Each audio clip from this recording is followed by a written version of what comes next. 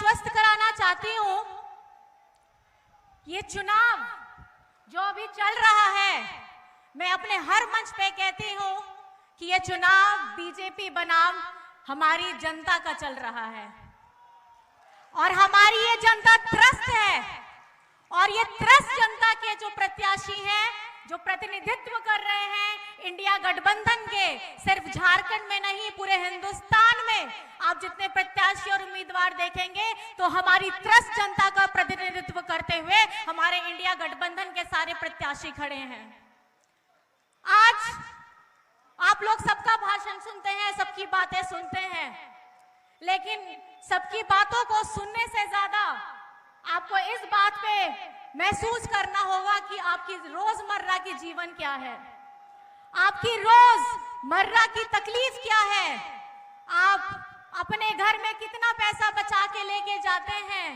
महंगाई दर इतनी ऊंची है कि कितना भी कमा लीजिए घर में पहुंचते पहुंचते कम पड़ जाता है। एक ही घर से पुरुष भी हैं, महिलाएं भी हैं, सब अपना काम करते हैं, पूरी मेहनत के साथ काम करते हैं, लेकिन जितना आपको अपने हिस्से में आना चाहिए था वो आपके जेब में नहीं आता है। और ये जो चुनाव है, लोकसभा का चुनाव, ये 5 साल में सिर्फ एक बार आता है और हम इसे पूरे बढ़ चढ़ करके लोकतंत्र के पर्व के हिसाब से मनाते हैं। लेकिन 5 साल में आपके ऊपर क्या बीती है, ये हर एक इंसान, हर एक परिवार आपके ऊपर क्या गुजरी है, ये आपने सिर्फ महसूस किया है। लेकिन अब ये वक्त आ चुका है कि इंडिया गठबंधन जिस ताकत के साथ, जिस हौसले के साथ और जिस नीतियों के साथ, जिस मुद्दे के साथ हम आगे बढ़ रहे हैं, मुझे पूरा यकीन है कि हमारी जनता हमारे साथ है। आज बाबा डॉक्टर भीमराव अंबेडकर जी का संविधान खतरे में है, हमारा लोकतंत्र खतरे में है। और आपने ये देखा ही होगा, लोगों की बात सुनी भी होगी बीजेपी वालों की, ये तो कहते ही हैं कि हम आएंगे और आते ही हम संविधान बदल देंगे। संविधान बदल देंगे मतलब आरक्षण खत्म कर देंगे, आरक्षण खत्म कर देंगे मतलब हमारे जितने भी गरीब, गुरबा, आदिवासी, दलित, पिछड़ा और अल्पसंख्यक लोग हैं, जरूरतमंद लोग हैं, हमारे जितने अधिकार बाबा साहब ने हमको दिए हैं हिंदुस्तान में, ये उनको बदलने जा रहे हैं। अभी ये लोग ने इलेक्शन हुआ नहीं, पहले से अपना नया नारा, पहला चरण हुआ एक नारा, दूसरा चरण हुआ बीजेपी वालों का नारा बदल गया, तीसरा हुआ फिर बदल गया, चौथा हुआ फिर बदल गया, तो 7वां आते आते तक अब यही होगा कि अब बीजेपी अब आने नहीं वाली है और इसका अंदेशा उनको पहले ही हो चुका है। और यही भयावह स्थिति को उन्होंने भांप लिया था, इसलिए आपके प्यारे मुख्यमंत्री हेमंत सोरेन जी को इन्होंने जेल में डालने का काम किया, वो भी चुनाव से ठीक पहले। ये वही हेमंत सोरेन है, ये वही हेमंत सोरेन है जिसने जब कोरोना हुआ था तो अपने मजदूर भाइयों को बाहर से लाने का काम किया था। जब केंद्र सरकार की जिम्मेदारी थी कि लॉकडाउन से पहले उनकी जो जिम्मेदारी है लोग अपने जगह पे पहुंच जाए, उनके लिए सुविधाएं उपलब्ध कराए, लेकिन इन्होंने नहीं किया। बड़ी बड़ी इमारतें आप देखते हैं, बड़े बड़े भवन देखते हैं, कौन बनाता है इसे?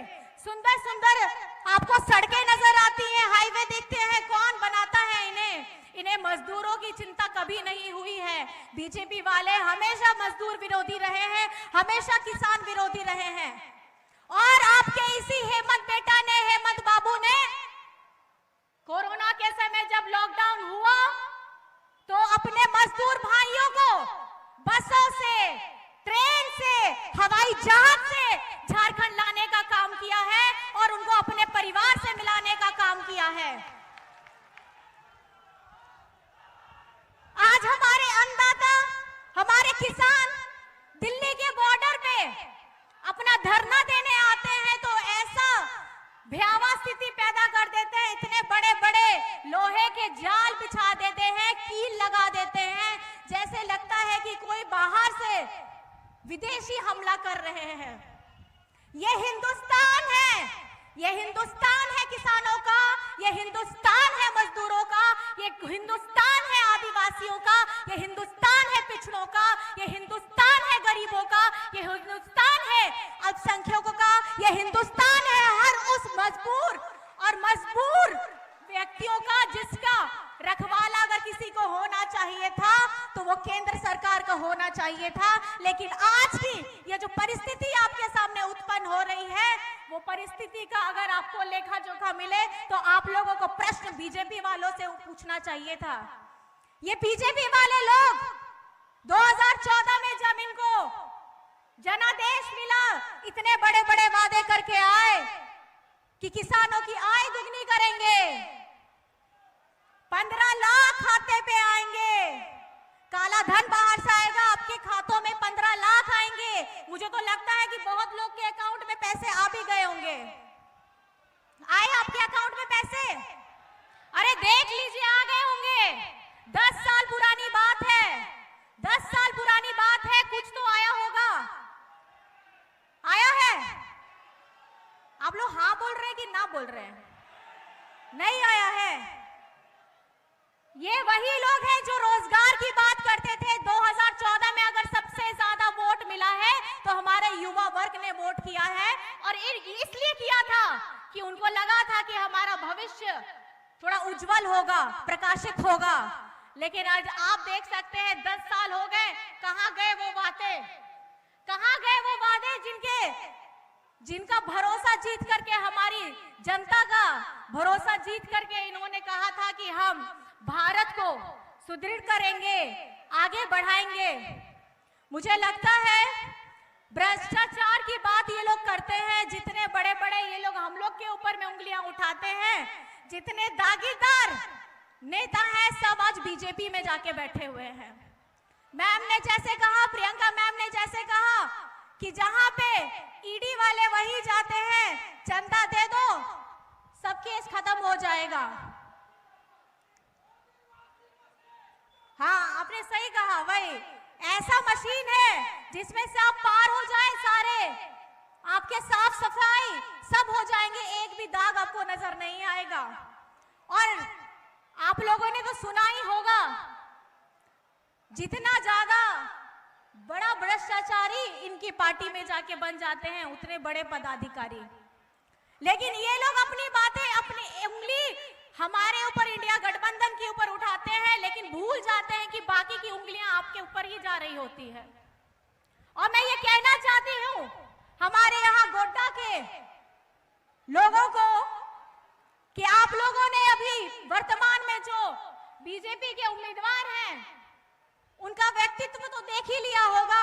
उनके इतने बड़बोलेपन हैं कि हमारे कांग्रेस की चाहे महिला विधायक हो, दीपिका पांडे जी हो, बादल पत्रलेख जी हो, इनके ऊपर में भी कैसे अपशब्द बातें करते हैं। और ये एक सभ्य समाज में ऐसे व्यक्ति को कभी भी इतने बड़े जगह में होना नहीं चाहिए। और इस बार ये चुनाव आप लोगों को करना है। जो व्यक्ति एक महिला का इज्जत नहीं कर सकता, जो व्यक्ति एक जनप्रतिनिधि का इज्जत नहीं कर सकता, तो आप बताइए कि एक आम जनता को वो किस नजर से देखेगा। ये आज आपको निर्धारित करना है कि इस बार का ये जो चुनाव होना है, हमारे इंडिया गठबंधन के प्रत्याशी बड़े भाई हैं प्रदीप भैया जी को आपको जिताना है। यहाँ 1 जून को मतदान होगा, क्रम संख्या 2।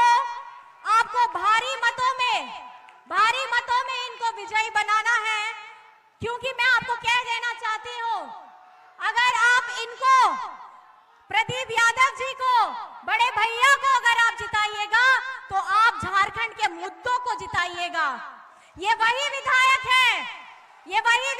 है जो विधानसभा में जिनकी आवाज दमदार तरीके से गूंजती है, अपने झारखंडियों की आवाज दमदार तरीके से गूंजती है। तो मुझे लगता है कि अब संसद की भी बारी आ गई है, और हमारे जब ये सांसद बन करके जाएंगे तो झारखंड के जो अपने मुद्दे होंगे उनको प्रखरता के साथ आगे बढ़ाएंगे, और इसका आशीर्वाद आप लोगों को देना है। आप वहीं से बैठ करके अपने दोनों हाथों को खड़ा करके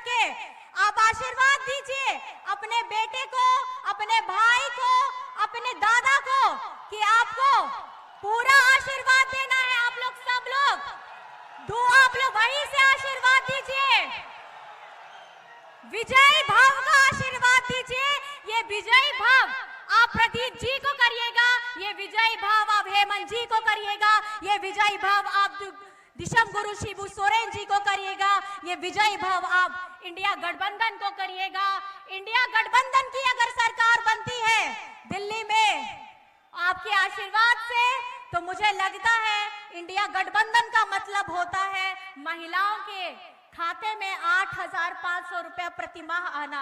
इंडिया गठबंधन की सरकार बनती है तो मुझे लगता है आप लोगों को ये सुनिश्चित करना है 5 किलो का जो वादा किया गया है, 5 किलो का अनाज 10 किलो होगा। इंडिया गठबंधन की जीत का मतलब बनता है आदिवासी धर्म कोड की नीति को लागू करना। इंडिया गठबंधन की जीत का मतलब होता है पिछड़ों के लिए 27% का आरक्षण लागू करना। इंडिया गठबंधन की सरकार का मतलब होता है कि हमारे जितने भी युवा हैं खाली पद खाली पड़े हैं उनको भरने का काम करेगी। इंडिया गठबंधन का मतलब होता है हमारा ये सुंदर हिंदुस्तान आगे बढ़ेगा, अपने सब बच्चों के आगे बढ़ा करके, उनकी शिक्षा में आगे बढ़ा करके, महिलाओं को अपनी भागीदारी दे करके, अपने भाइयों को, युवा भाइयों को जगह में, सही जगह में नौकरी दे करके, मुझे लगता है ये वादा आपको अपने साथ करना है। और आप लोग हमेशा एक नारा देते हैं, आप लोग हमेशा अपने हेमंत सोरेन दादा के लिए एक नारा देते हैं, जेल का ताला टूटेगा, देते हैं ना? तो जो ताले की जो चाबी है वो चाबी है आप लोग, आपका एक एक वोट चाबी है। क्योंकि अगर इंडिया गठबंधन की सरकार दिल्ली में 4 जून के बाद आ रही है तो आपके हेमंत सोरेन भी बाहर आ रहे हैं और ये निश्चित हो चुका है। अगर आपको अपने दादा से, अपने हेमंत बाबू से, अपने प्रिय मुख्यमंत्री, पूर्व प्रिय मुख्यमंत्री हेमंत सोरेन जी से अगर प्यार है, मोहब्बत है, तो आप अपने हमारे इंडिया गठबंधन के प्रत्याशी को वोट करिएगा और प्रचंड मात्रा में वोट करिएगा। चाहे धूप कितनी कड़ी क्यों ना हो, आपको प्रचंड मात्रा में वोट करना है। करिएगा कि नहीं करिएगा? तो मैं आपसे कुछ सवाल पूछूंगी, आप मुझे जवाब दीजिएगा। मतदान की तारीख कौन सी? कौन सी तारीख? कौन सी तारीख? कौन सी तारीख? और आपका छाप क्या है? दिखाइए। कौन सा छाप? कौन सा छाप? कौन सा छाप? क्रम संख्या, क्रम संख्या, क्रम संख्या, क्रम संख्या। और ये जीत सुनिश्चित करनी है आपको, और इस जीत को सुनिश्चित करने के लिए आपने आज जिस जोशीले अंदाज में यहाँ दिया है, उसी तरीके से ईवीएम मशीन का भी बटन दबाइएगा और हमारे इंडिया गठबंधन के प्रत्याशी को वोट करके, इंडिया गठबंधन दिल्ली आ रही है, हम दिल्ली आ रहे हैं। आप सभी को मेरी तरफ से बहुत बहुत धन्यवाद है, आभार है। इतनी गर्मी में भी आए, ये टेंट भी छोटा पड़ गया है, बहुत लोग बाहर भी खड़े हैं, वहां गाड़ी के ऊपर में भी खड़े हैं। और अगर आप थोड़ा सा देख पाएंगे तो हिंदुस्तान का झंडा भी आपको नजर आएगा, पीछे मुड़ के देख लीजिए और सलाम करिए इस हिंदुस्तान के झंडे को, क्योंकि ये हिंदुस्तान हमारा है। ये हिंदुस्तान के गरीब, गुरबा, मजदूर, किसान, पिछड़ा, आदिवासी, दलित, अल्पसंख्यक, जरूरतमंद का हिंदुस्तान है। ये हिंदुस्तानी हम लोग हैं और मुझे लगता है आप लोगों का आशीर्वाद इंडिया गठबंधन को जरूर मिलेगा। मेरी तरफ से बहुत बहुत जोहार है, प्रणाम है और सलाम है।